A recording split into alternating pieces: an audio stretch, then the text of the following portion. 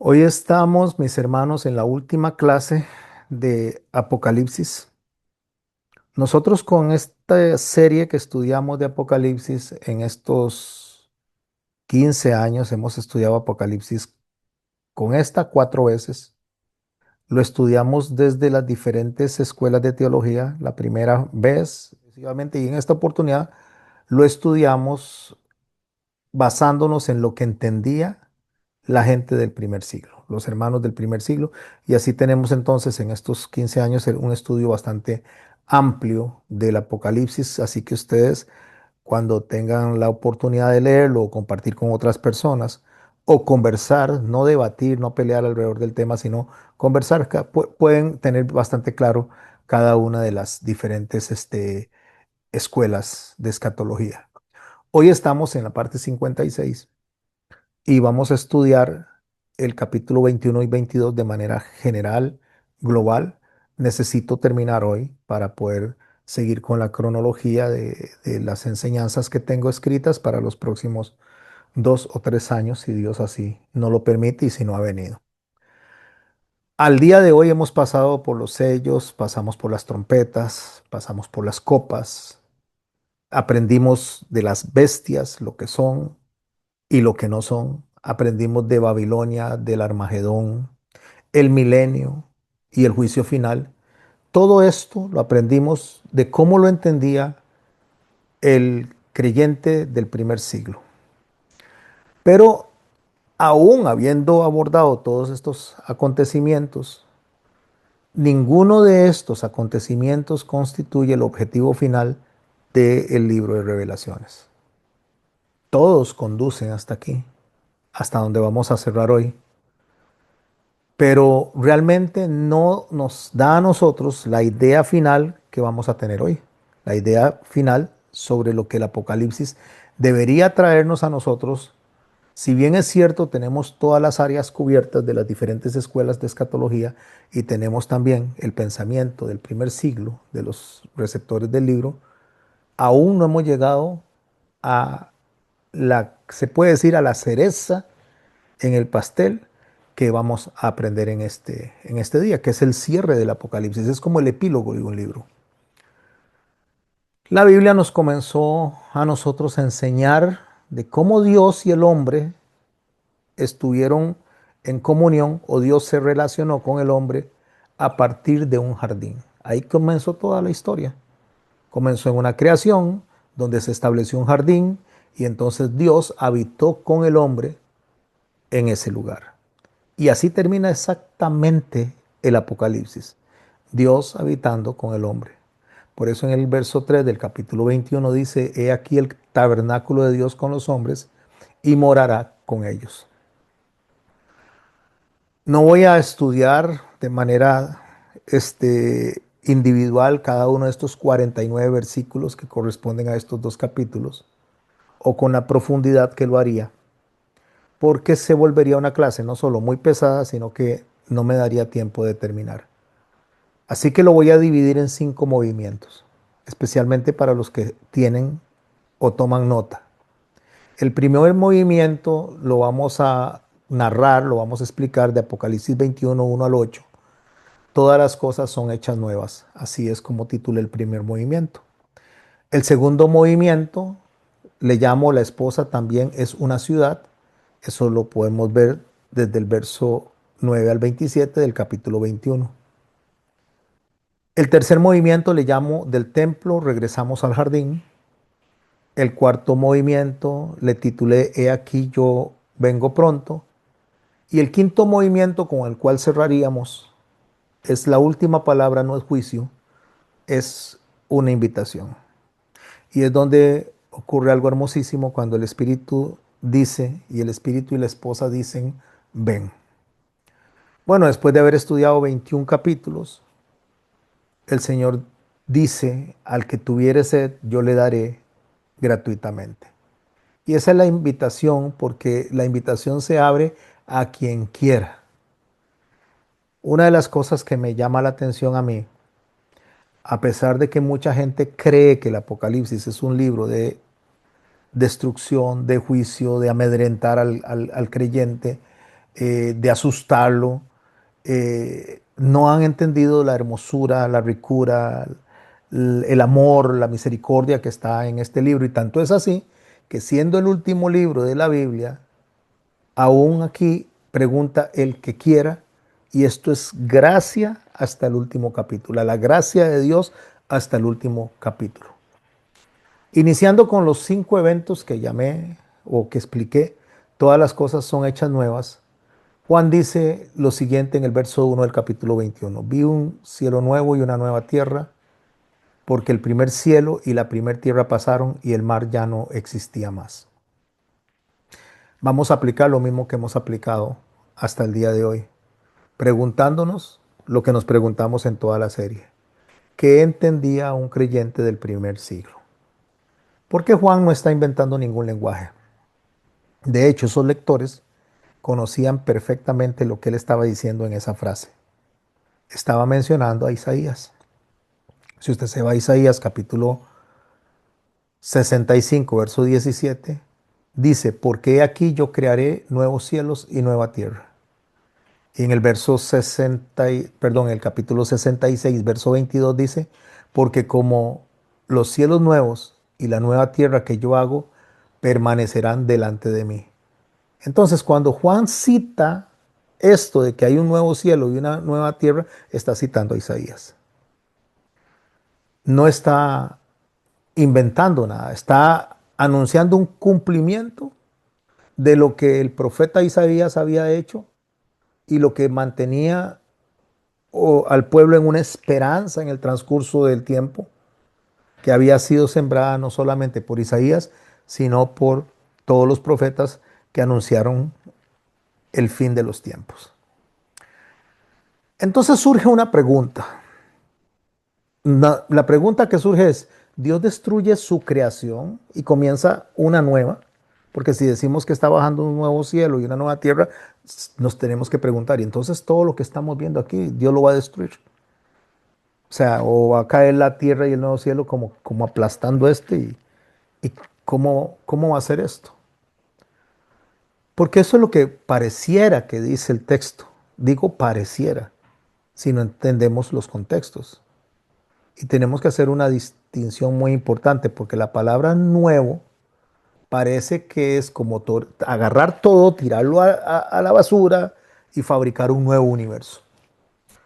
Pero cuando usted estudia el resto del Nuevo Testamento, presenta una idea diferente, presenta una idea de renovación, de liberación de la creación. Y eso es lo que el texto está diciendo. El texto no está diciendo que Dios va a deshacerse de esta creación, me refiero a lo que estamos viendo nosotros, sino que la va a liberar. Hacerlo nuevo significa liberarlo.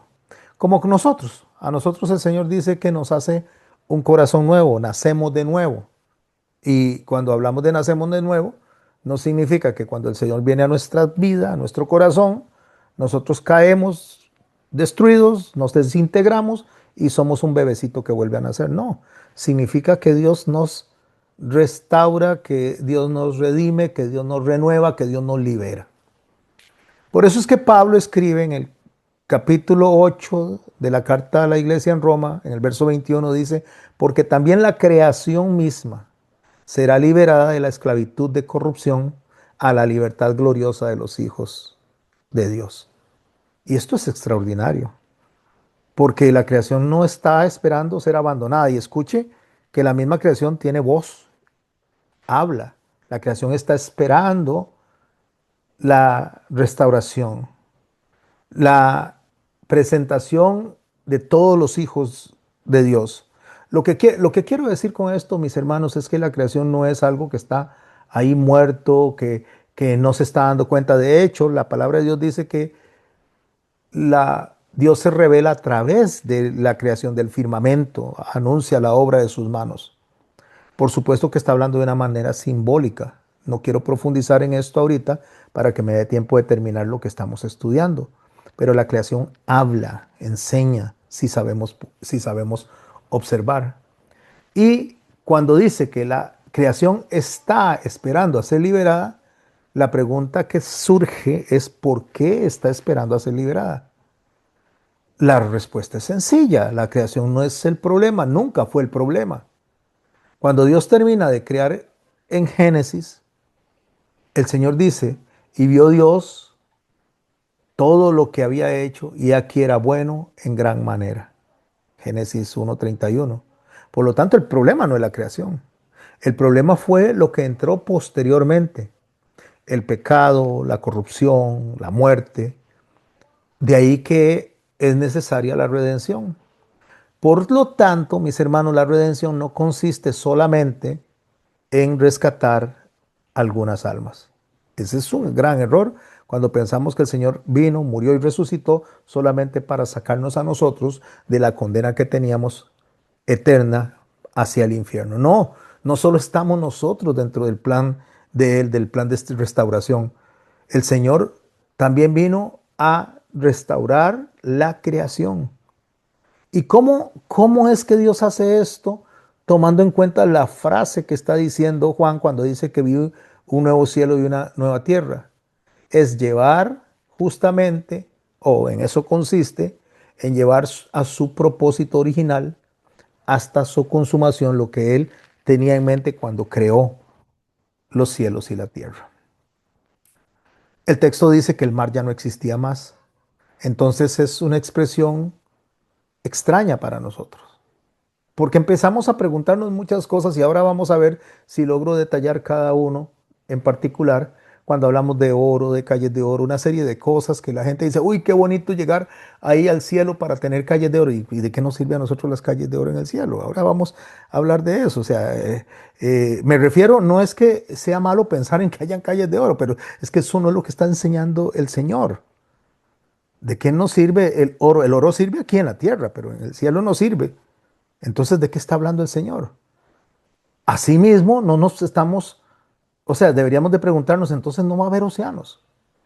Claro, si yo leo literalmente, sin recordar cómo se utiliza o hemos utilizado los ejemplos de toda la simbología, Juan utiliza durante todo Apocalipsis, cuando habla de mar, habla de caos, de peligro, de fuerzas hostiles. Eso es lo que menciona, eso fue lo que estudiamos en su oportunidad. Y Daniel dice que del mar salen las bestias, hablando de que el caos de la humanidad en sí mismo produce las bestias y produce toda esta hostilidad contra Dios. Entonces, cuando dice que el mar ya no habrá más, se está refiriendo a que el caos, el peligro, la hostilidad, la maldad, ya no va a haber más. ¿Por qué? Porque justamente es lo que hace en el libro cuando nos dice que la bestia emerge del mar, precisamente del caos. Cuando llegamos al capítulo 21 y escuchamos que el mar no existe más, para los primeros lectores, para ellos era más claro entender que lo que era negativo para ellos, lo que era contrario para ellos, lo que era esa hostilidad ya no iba a estar más.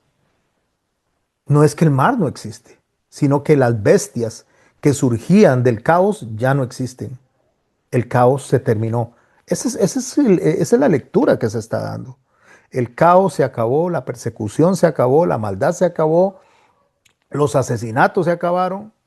Y tradúzcalo usted a su tiempo, a mi tiempo. Cuando nosotros decimos pero qué barbaridad, cómo hay tanto sicariato, cómo hay esto, cómo lo otro. Bueno, el Señor dice, ya sea, eso se acaba. Cuando Él viene y restaura las cosas y restaura la creación, dice, todo eso se acaba. O sea, la amenaza que ustedes tenían latente todos los días, ya no hay más. Ya no queda ningún lugar donde pueda levantarse otra bestia y los pueda atacar. Eso es lo que está diciendo el texto. Entonces en el verso 2, en el capítulo 21, dice que aparece una ciudad. Y yo, Juan, vi la santa ciudad, la nueva Jerusalén, descender del cielo de Dios. Y aquí llegamos a entender lo que estudiamos como contraste nosotros. Recuerde que estudiamos acerca de Babilonia como la ciudad y Babilonia era la antidios, la Babilonia era donde estaba toda la maldad, eso es lo que representa. Son dos formas de construir una ciudad. Babilonia inicia en Génesis capítulo 11, lo vimos en una de las clases, cuando dijo que edifiquemos una ciudad y una torre y hagamos un nombre. ¿Qué significa entonces la primera ciudad? La primera ciudad es la que fue construida desde abajo hacia arriba, porque el hombre estaba intentando llegar al cielo, el hombre estaba intentando llegar a Dios por sus propios medios. Y esta ciudad que está mencionando Juan, la Nueva Jerusalén, es una ciudad que no sube, sino que desciende. No es el hombre tratando de acercarse a Dios, sino es Dios acercándose al hombre. Porque Babel representa a la humanidad intentando hacer las cosas por su propia fuerza, por su propia opinión, mientras que la Nueva Jerusalén representa a Dios haciendo lo que el hombre no puede hacer, y es restaurar la relación con Él. La ciudad es la novia, o es una novia, porque dice Juan que está dispuesta como una esposa ataviada para su marido. Es como lo añade él. Y esto nos obliga a tener mucho cuidado con todo lo que veremos posteriormente. Porque la Nueva Jerusalén no puede reducirse a edificios, a calles, a dimensiones, porque la ciudad representa personas y esas personas están representadas en la esposa. Recordemos lo que leímos o aprendimos en el capítulo 19. Han llegado las bodas del Cordero y su esposa se ha preparado. Y ahora vuelve a sacar el mismo escenario. O sea, mejor dicho, saca la misma figura, pero aparece como una ciudad. Lo cual significa que cuando estudiemos las puertas, ya no en este año, sino seguramente en el 2027, voy a hacer un estudio particular de los fundamentos, piedras, dimensiones, de lo que es la ciudad. Vamos a poder profundizar en eso. Hoy no, pero sí estamos llegando al corazón de la Biblia. Porque Juan dice, he aquí el tabernáculo de Dios con los hombres y él morará con ellos. En el verso 3 de Apocalipsis 21. Y así, mis hermanos, es como deberíamos detenernos por unos segundos en esta clase, porque quizá esta es la frase que resume toda la historia bíblica. Si nosotros analizamos qué perdió el hombre en el Génesis, no perdió oro, no perdió una ciudad, no perdió riquezas. ¿Qué fue lo que el hombre perdió en el Edén?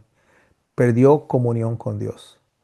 Después de la caída, el hombre es expulsado del jardín, pero Dios comienza un proceso para volver a habitar con el hombre, porque eso es lo que Dios quería. Desde el principio, siempre Dios ha querido habitar con el hombre y aquí en la tierra. No en los cielos, como se dice, no es en el cielo. Y ciertamente suena muy bonito cuando vayamos al cielo, cuando estemos en el cielo. Todo lo que se quiera decir del cielo es muy bonito. Pero realmente Dios siempre ha querido habitar en la tierra y va a habitar en la tierra con el hombre, no en el cielo.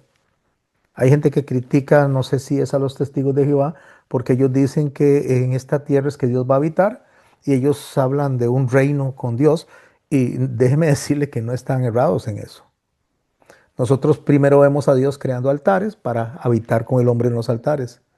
Después viene y presenta el tabernáculo para habitar con el hombre en el tabernáculo.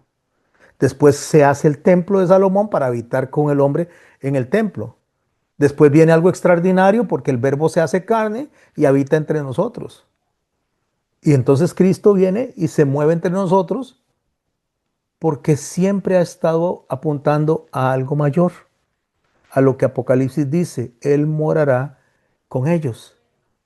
Él no quiere que haya separación. Él ya no quiere que haya un velo que nos separe.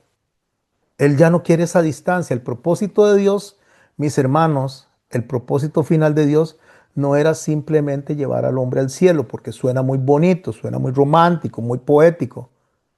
El propósito de Dios, y lo vamos a ver cuando cerremos con esto, es habitar con el hombre en la tierra. Y después dice, Dios enjugará toda lágrima de los ojos de ellos.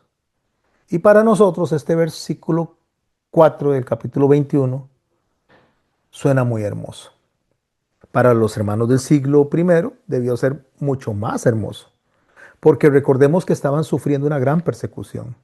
Estaban siendo decapitados, aserrados, asesinados, echados a los leones. Y entonces Dios le dice que va a llegar un momento en que Él va a enjugar toda lágrima.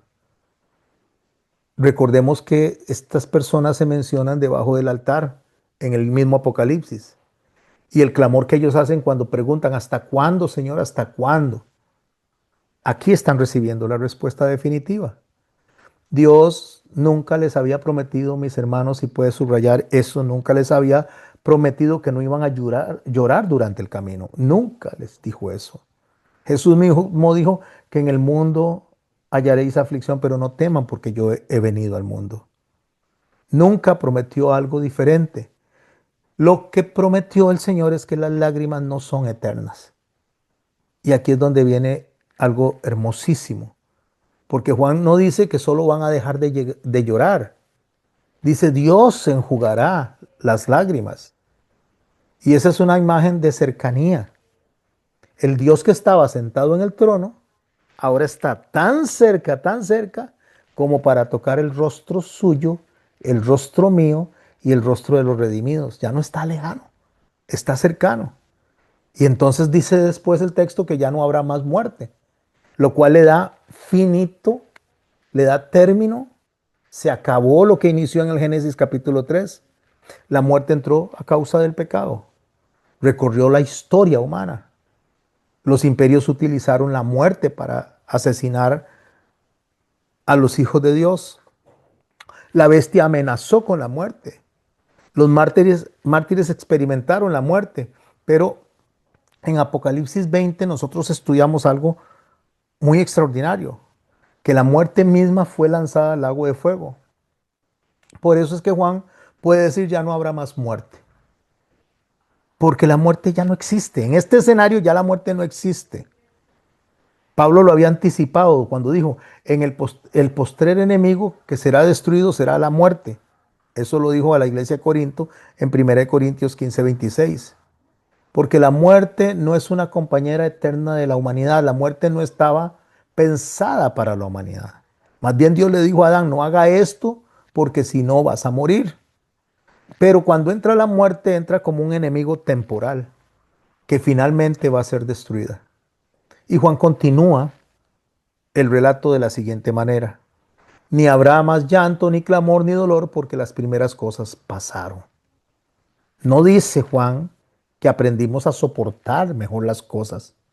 No dice tampoco que la humanidad desarrolló al final como la suficiente tecnología para controlar las cosas. No dice pasaron.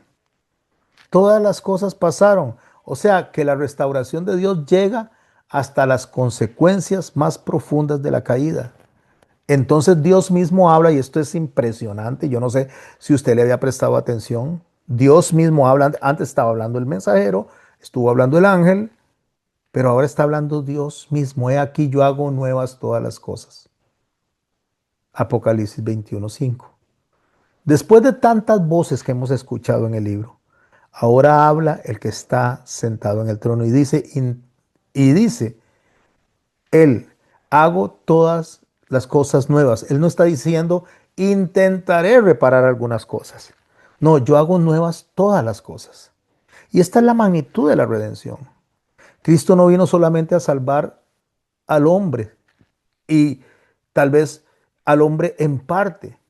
El Señor está restaurando con la obra de Cristo toda la creación para el propósito para el cual fue hecha. Desde el principio está volviendo todo a su origen. ¿Qué nos está enseñando esto?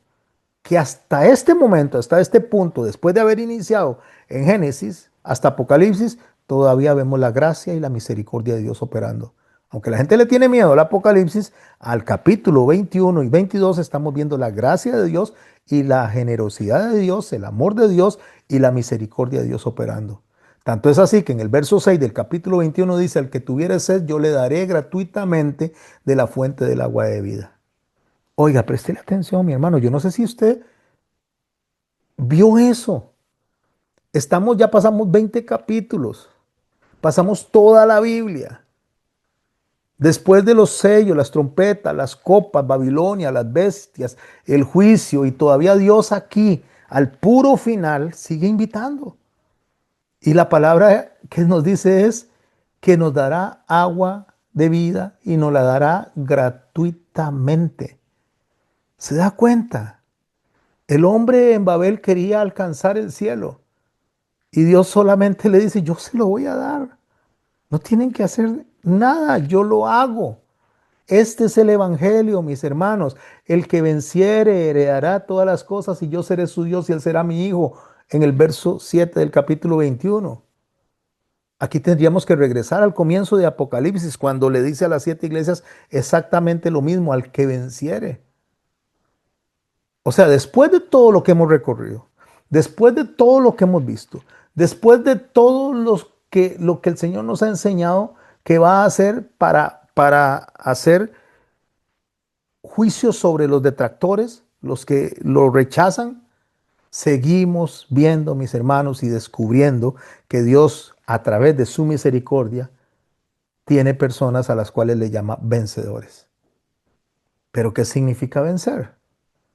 No significa conquistar Roma, no significa evitar el sufrimiento, no significa incluso conservar la vida, podría morir las personas en el camino. Vencer significa permanecer fieles al Cordero, eso es vencer.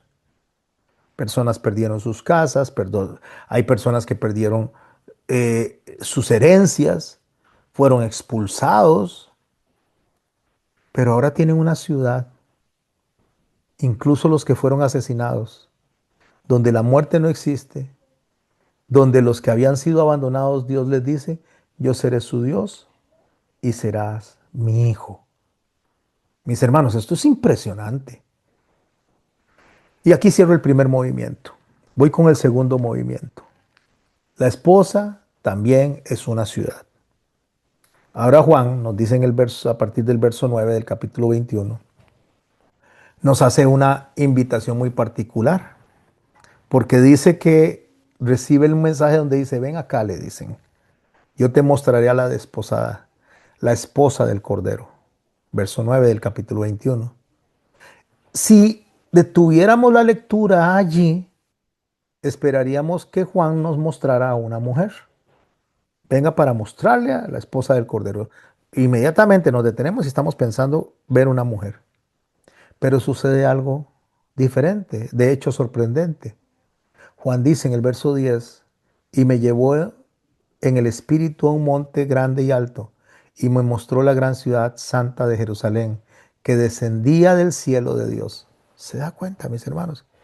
No está mostrando una mujer. El ángel le promete mostrarle una esposa, pero le está mostrando una ciudad. Y eso es fundamental para que podamos interpretar lo que viene después. Juan ya no está describiendo solo la arquitectura del cielo, sino que está describiendo, mediante la ciudad, la identidad y la gloria de ese pueblo redimido. La esposa y la ciudad son dos imágenes de esa misma realidad. Juan hace un contraste, por supuesto, porque él presenta un contraste cuando en el capítulo 17 escuchó el mismo ven acá y le mostraron otra cosa, porque le dijeron ven acá y te mostraré la sentencia de la gran ramera.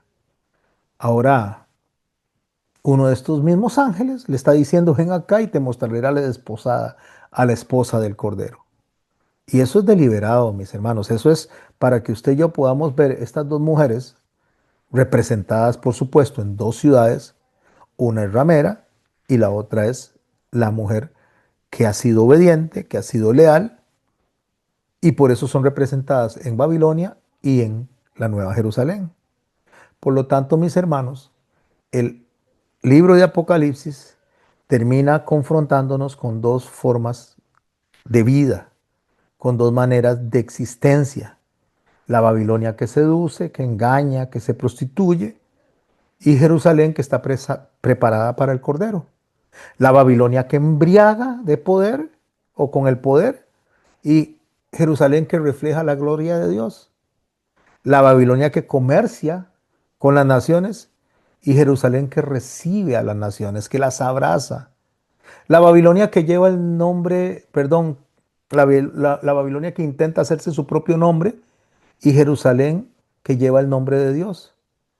La Babilonia que termina cayendo y la Jerusalén que permanece para siempre. Pero olvídese de la Jerusalén que está ahí, a donde está el primer ministro de Israel, donde están los, los hebreos, los israelitas. No, olvídese de eso, mis hermanos. Sí es cierto que es un lugar central para las profecías, pero no es lo que está mostrándose acá, porque la ciudad tiene la gloria de Dios. Juan dice esto en el verso 11: teniendo la gloria de Dios y su fulgor era semejante al de una piedra preciosísima. Observe esto.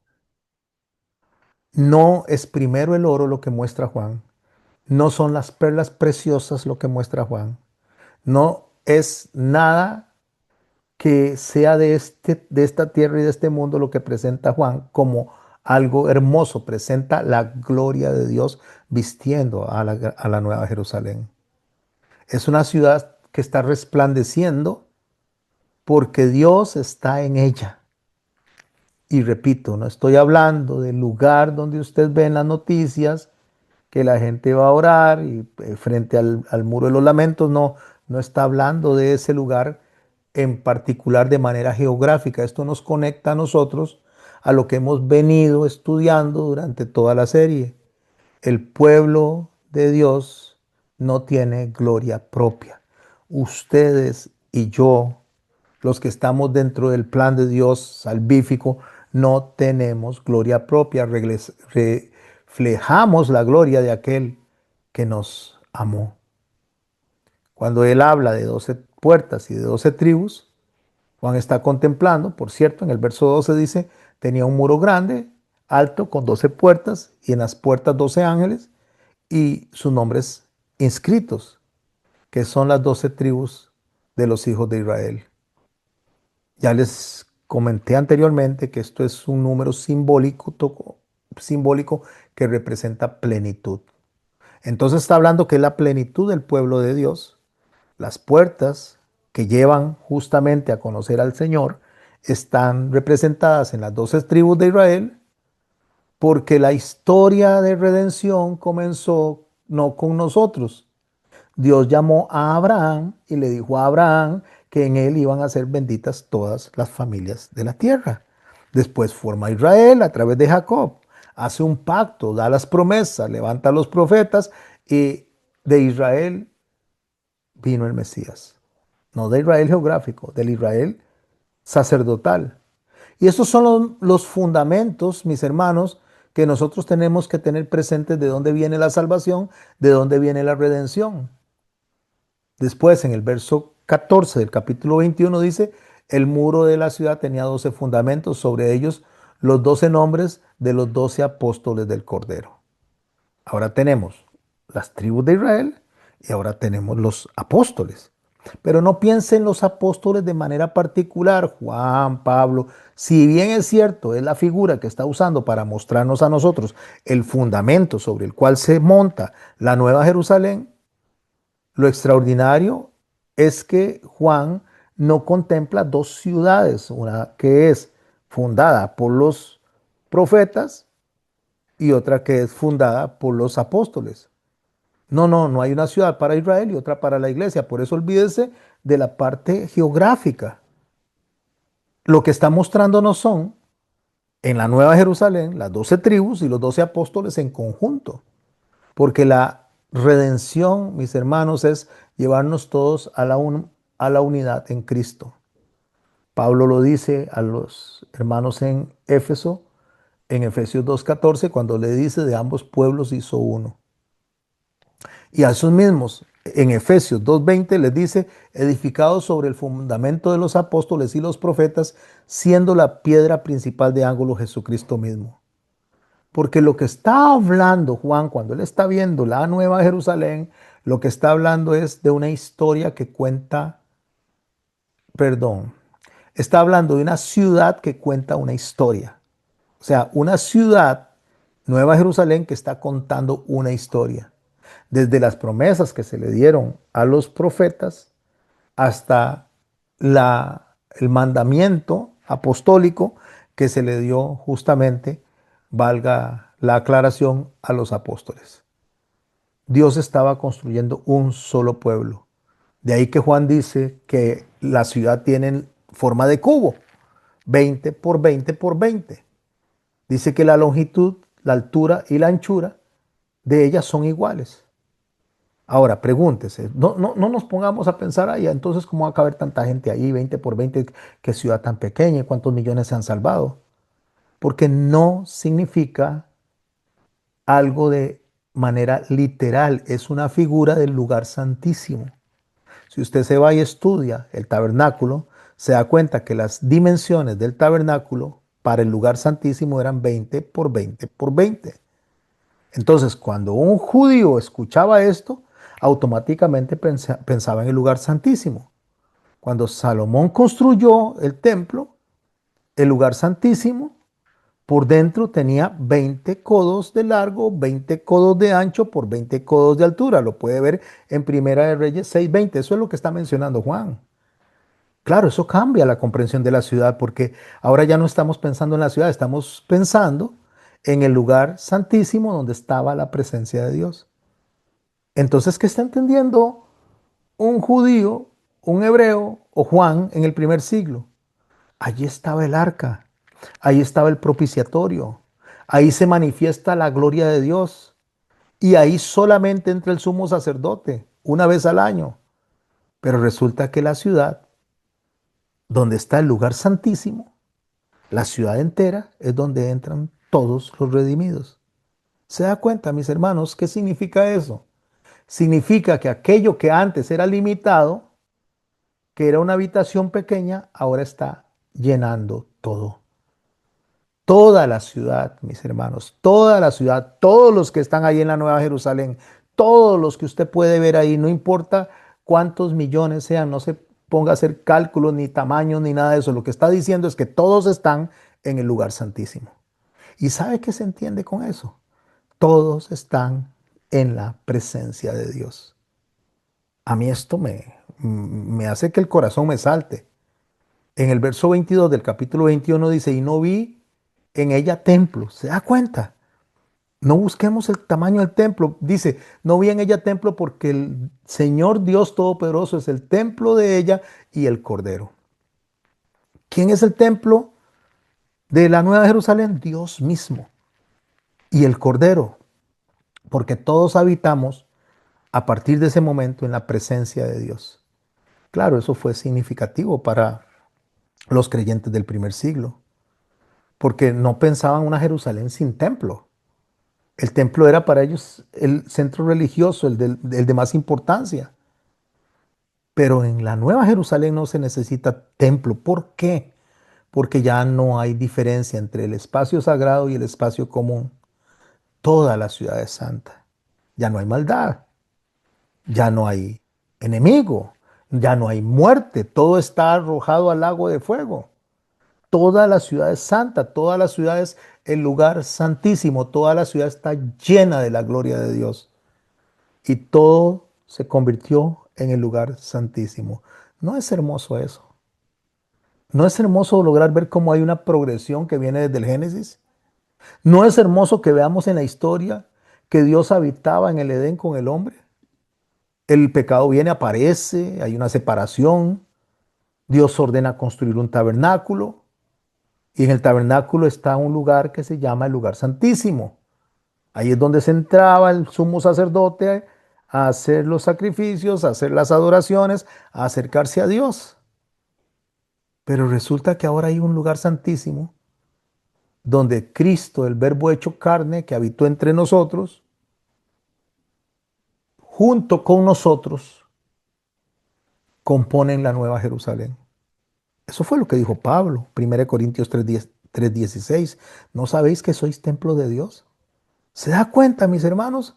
Somos el templo de Dios junto con Jesucristo. Somos parte de ese lugar santísimo donde estamos viendo cara a cara al Señor, tan cara a cara que Él mismo nos enjuga las lágrimas. Ya no existe, mis hermanos, un edificio para buscar la presencia de Dios. Toda la creación redimida, todo se convierte en el espacio donde Dios habita con su pueblo. Y eso era lo que Dios quería desde el principio. Eso era lo que Dios quiso desde que puso a Adán y a Eva en la tierra. Y eso es lo que va a pasar justamente en esta tierra. Dios va a redimir esta tierra. Ahora, pregunta, ¿cómo va a verse? No lo sé, yo no soy Dios.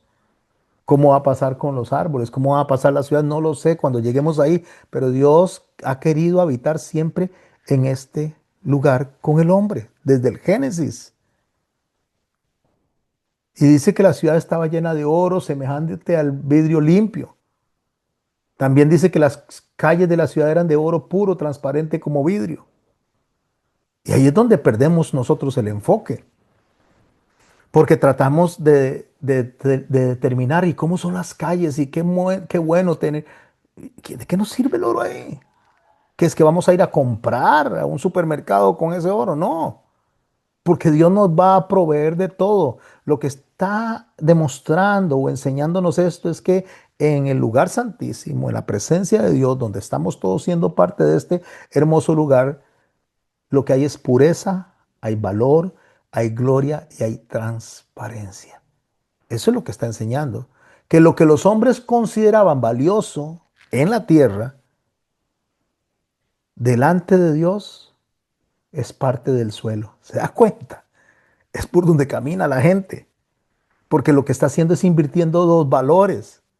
Lo que nosotros vemos como riqueza, ahí solamente es para hacer calles. Es como que se pusiera de pavimento. Porque el verdadero tesoro no es las calles, el verdadero tesoro no son los edificios, el verdadero tesoro no es nada más que Dios mismo. Ese es el tesoro ahí, estar en la presencia de Dios constantemente, siendo nosotros vistos, atendidos directamente por Dios. Ahí ya no va a estar el pastor José Garmendi hablándoles, mis hermanos y mis hermanas. Ahí va a estar el mismísimo Señor Jesucristo hablando con nosotros en un lugar donde las puertas nunca se cierran.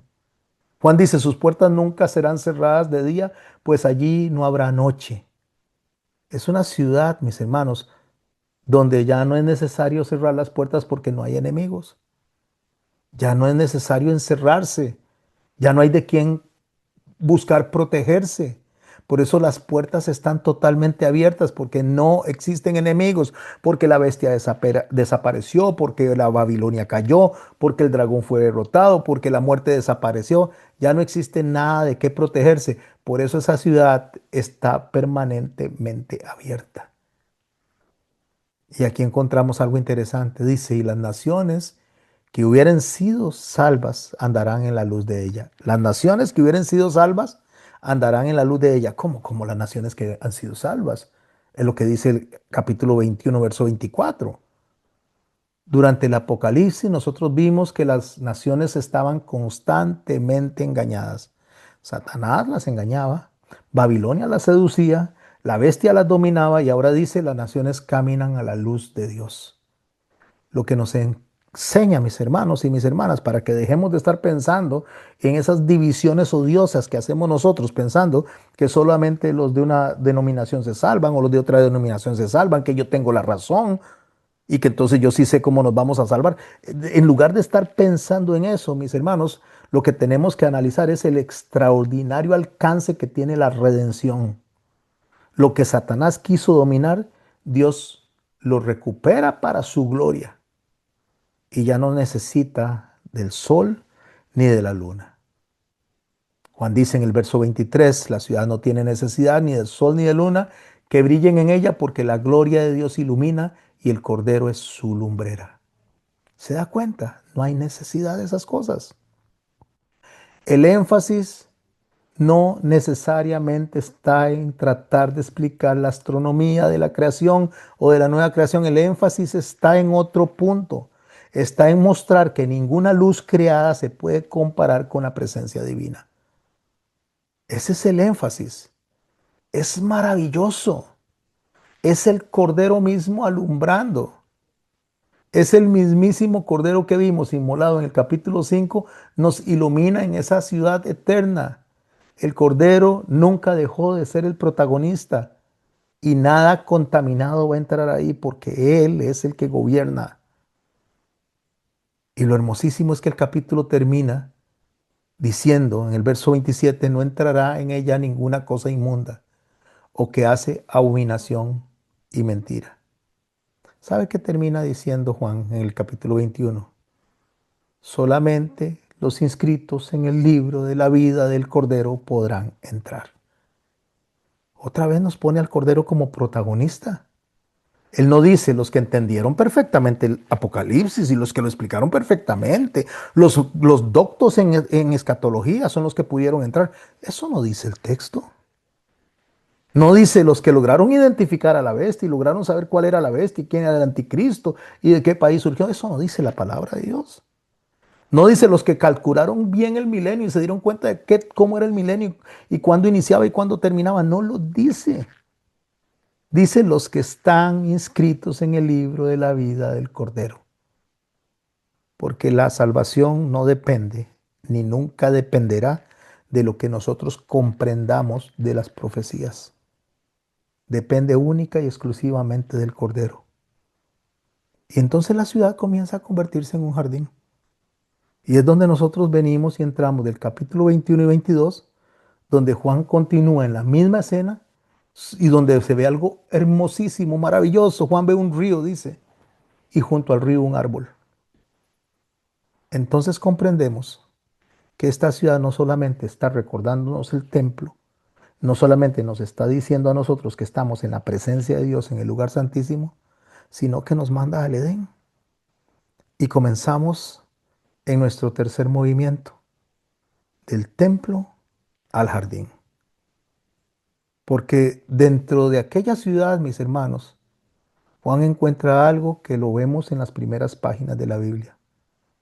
En Apocalipsis 22:1 dice, después me mostró un río limpio de agua de vida, resplandeciente como el cristal, que salía del trono de Dios y del Cordero.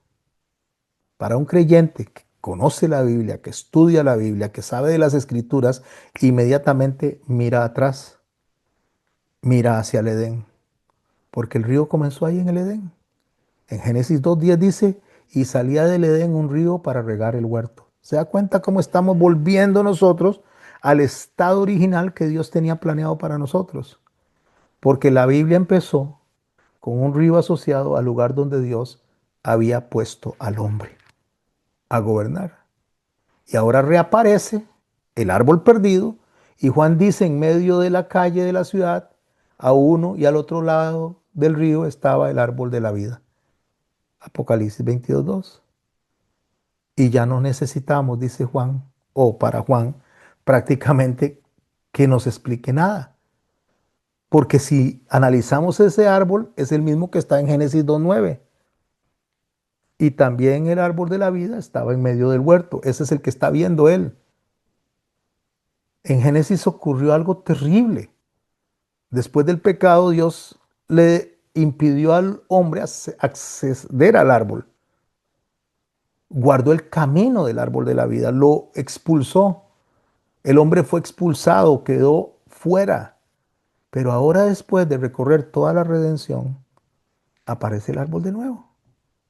¿Y qué significa este árbol bajo las mismas palabras de Juan y de Moisés en el Génesis? Dios, el hombre, la creación, un río, el árbol de la vida. ¿Qué significan esas realidades? Que no estamos nosotros simplemente viendo algo ligero, estamos regresando al punto de partida. Pero no volvemos de manera literal al Génesis, porque el propósito de Dios no es devolvernos al Génesis como si fuera a hacer una nueva historia. No, es algo más grande.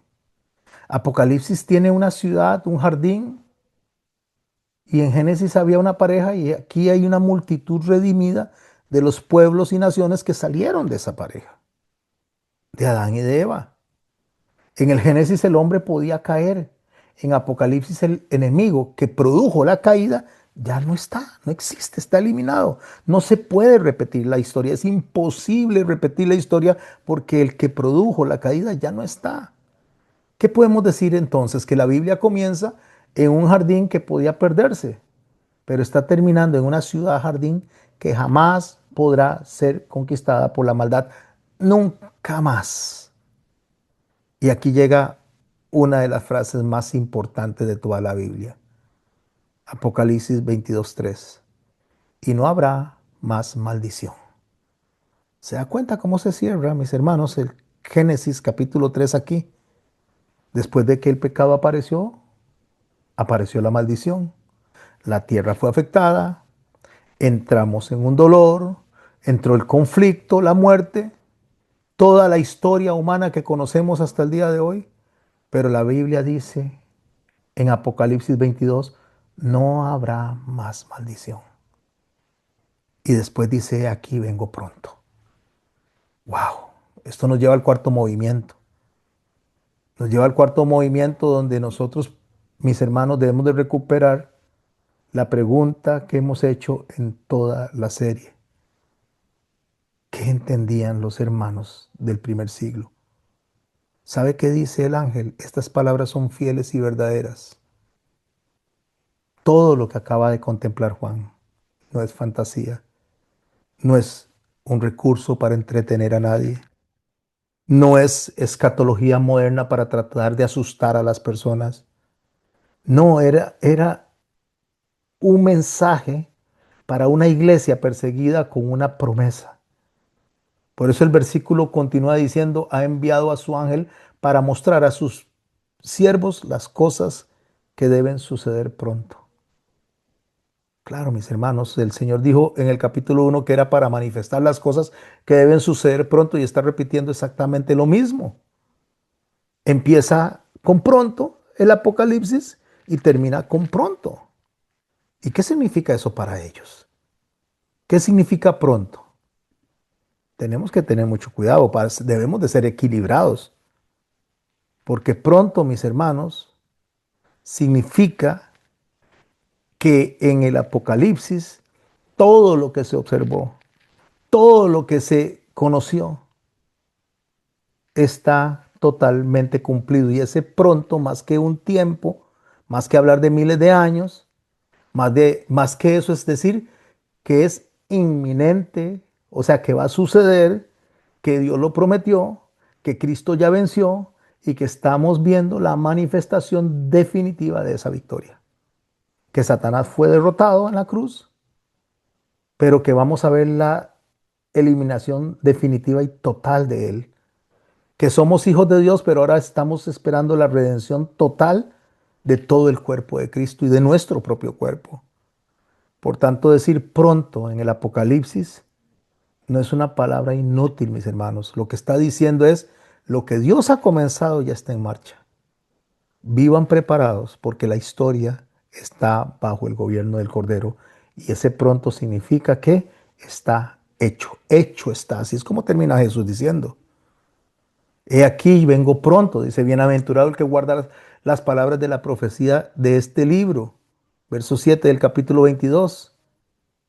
Y es donde vemos algo fundamental. Observe lo que Jesús no dice.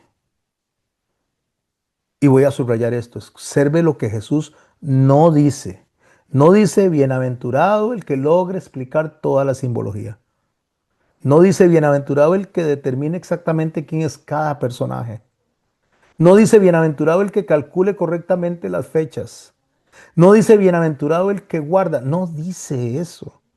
Después de 56 clases, mis hermanos, llegamos a un punto tan importante, no solamente para interpretarlo, sino tan importante para poder entender que lo que se nos dio fue para ser obedecido. O sea, lo que quiero decir con esto, mis hermanos, que merece reflexión, es que la pregunta que nosotros debemos de hacernos constantemente es ¿a quién pertenecemos? ¿A quién adoramos? ¿A quién le somos fieles? ¿De qué sistema soy ciudadano yo? ¿De Babilonia o de la Nueva Jerusalén? Porque el Señor al final felicita justamente no al mejor intérprete, no al que entendió bien la Biblia. Perdón, el Señor lo que hace es felicitar al que permanece fiel, al que permaneció fiel. Pero vieras que Juan, cuando usted analiza esto, una vez que ve toda esta maravilla, comete el mismo error que cometió anteriormente. Porque sucede algo en el verso 8 del capítulo 22 curioso.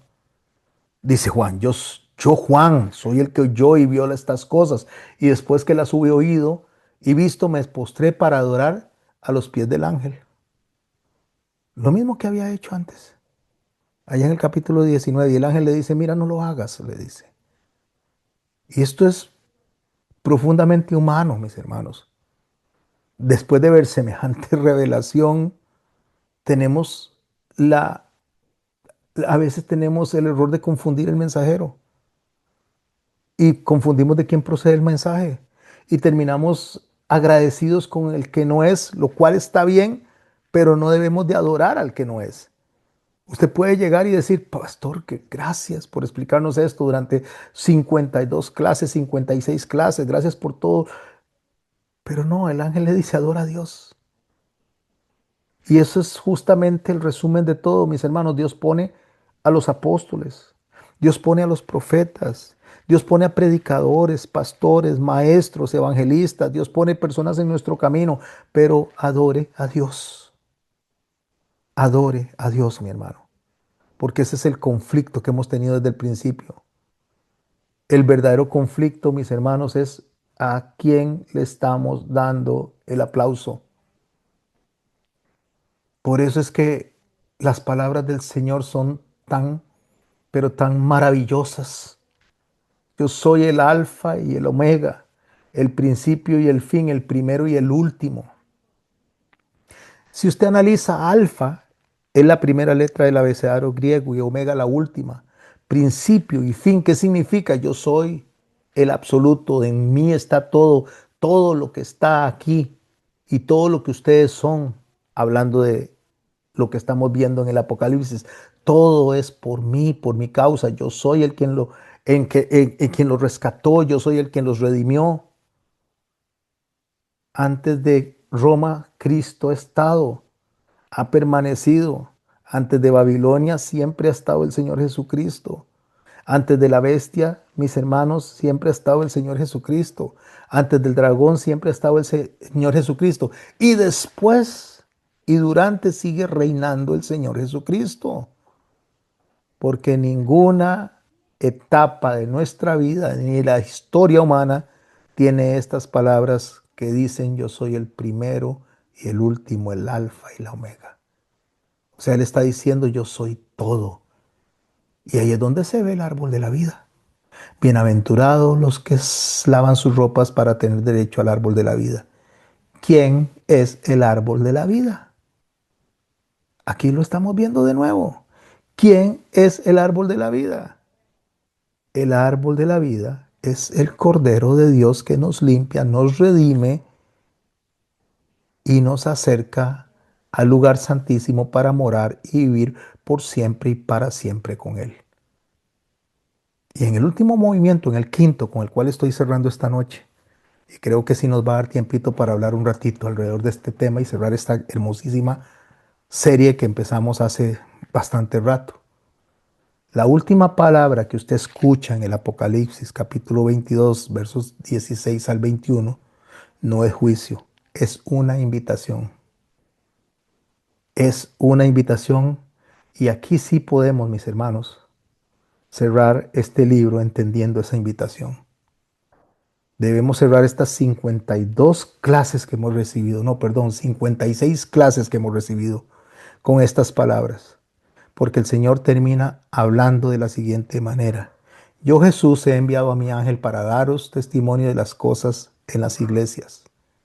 Observe, en las iglesias.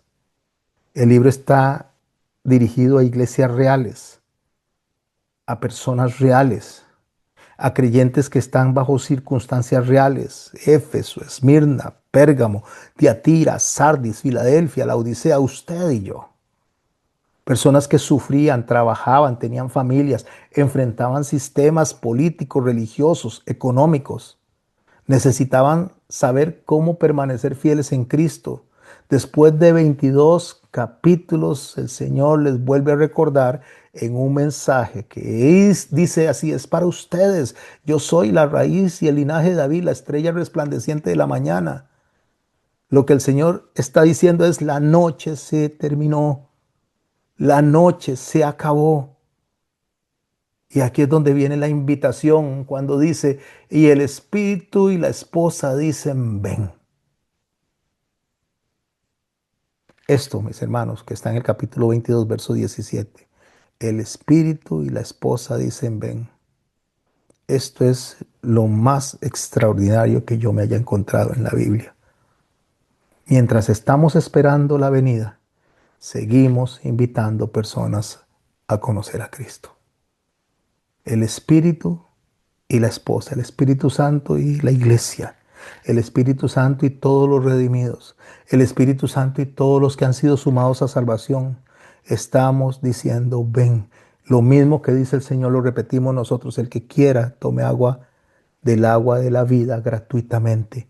El que quiera, eso es gracia hasta el último momento, hasta el último capítulo de la Biblia. Todavía vemos una puerta abierta diciendo, todavía hay agua.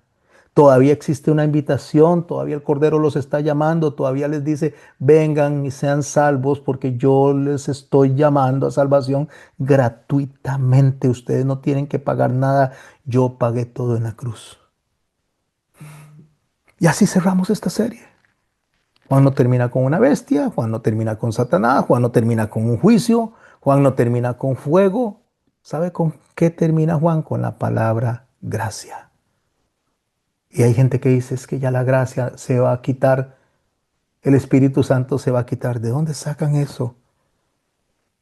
¿De dónde sacan eso? En el capítulo 22, verso 21 de Apocalipsis dice, la gracia de nuestro Señor Jesucristo sea con todos vosotros. Amén.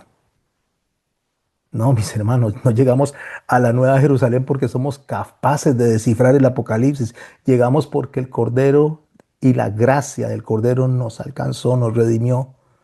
Y por eso la última oración, después de haber recorrido todo este hermosísimo libro, después de haber pronunciado estas palabras hace casi más de 2000 años, las últimas palabras que nosotros podemos decir para cerrar esta serie es, amén, sí Señor, ven Jesús. Amén, Señor Jesús, ven. Así cierro, mis hermanos, esta enseñanza que les agradezco haberme acompañado durante tanto tiempo. Ahora seguimos con otros estudios hasta que el Señor me lo permita, hasta que el Señor me dé vida. 1600 años de historia tiene la Biblia, así que aprenderlo en 10 años, 15 años o 100 años no es suficiente. La gente que dice, "Ah, ya no necesito más, ya estudié mucho, otra vez vamos a estudiar eso". No saben lo equivocados que están porque la palabra de Dios es vida, es miel para el paladar, es salud, es restauración, es amor, es consuelo, es paz, es esperanza. La Biblia está diseñada, mis hermanos, no para venir a condenar a nadie. Yo vine, dice, no a condenar al mundo, vine a buscar y a salvar lo que se había perdido.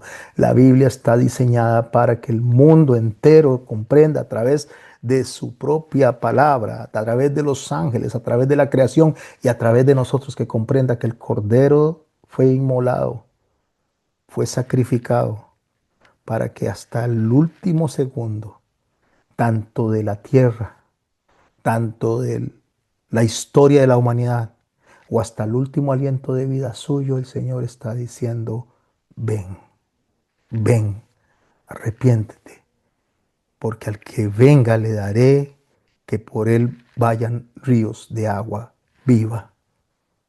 Al que esté cansado y cargado, venga a mí, yo le haré descansar. Hasta el último segundo, la gracia de Dios está presente, la misericordia de Dios está presente, el amor de Dios está presente. No, mis hermanos, no nos confundamos. No creamos que lo sabemos todo y no necesitamos. Entre más sabemos, más nos damos cuenta que no sabemos. Entre más conocemos de Dios, más nos damos cuenta que no lo conocemos. Por tanto, entre más sabemos y entre más conocemos, más sed debería de darnos de conocerlo. Padre, en el nombre de Jesús, yo te doy gracias por todo este tiempo que hemos compartido como hermanos. Te doy gracias, Señor, por las palabras de bendición que nos has traído. Te doy gracias por cada uno de los que participan en estas clases o los que lo oyen después, Señor. Nos has bendecido, nos has enseñado, nos has guiado, Señor. Nos has atraído hacia ti. Ayúdanos a comprender la maravillosa bendición, Señor, el privilegio que tenemos de poder escuchar tu palabra y entenderla. Gracias, Señor, por eso. Gracias por tu sacrificio, Señor. Gracias por el Espíritu Santo, Señor. Gracias porque al final me veo yo y creo que mis hermanos se ven delante de ti, tomando cualquier mérito, cualquier cosa que parezca nuestra, cualquier corona y arrojándola delante de ti, porque tú eres el digno, el Señor, el Dios Todopoderoso, que sin ti no estaríamos donde estamos. Ayúdanos, Señor, a completar este ciclo de vida, donde sabemos, Señor, perfectamente que estás a las puertas, Señor, que es poquito el tiempo que nos queda, Señor, antes de empezar a ver la consumación de todas las cosas. La tierra está hablando, Señor. La tierra se mueve todos los días, Señor. Los cielos lloran, Señor. La creación gime, la creación predica, la creación nos anuncia, Señor, de que estás cerca. Estás más cerca de lo que jamás nos hemos imaginado. Que no nos pase como dijiste de aquellos hombres y mujeres en los tiempos de Noé, que no se dieron cuenta hasta que el diluvio se los había llevado. Que no nos pase, Señor, lo que aquellas vírgenes, Señor, insensatas les pasó cuando estuvieron atentas a tu venida, Señor. Que no nos pase como los fariseos, Señor, que no lograron ver la visitación tuya, Señor. Que no caigamos, Señor, en el mismo ciclo que la humanidad ha caído. Ayúdanos a estar aparte, danos la fortaleza, el entendimiento, Señor. Ayúdanos a comprender que si no es contigo, Señor, nada somos. Bendice, Señor, a esta familia, Señor. Bendice, por favor, a Formación de Formadores, a cada una de las personas que está aprendiendo acá y en otros lugares. Bendice a cada uno de los pastores que han venido y han tomado de lo que nos has puesto en el corazón, Señor, y lo han compartido con su familia, con sus hermanos, con sus iglesias. Gracias, Señor, por habernos traído en todo este trayecto. Y gracias porque sabemos, Señor, que no importa lo que pase, no importa bajo qué circunstancias estemos, no importa lo que sea, un día vamos a vernos frente a ti, Señor. Y estaremos cantando entre millones de personas, alabando tu santo nombre, entre millones y millones de ángeles, Señor. Y juntos en unísono estaremos diciendo, Santo, Santo, Santo es el Señor. Gracias, Padre, en el nombre de Jesucristo. Amén.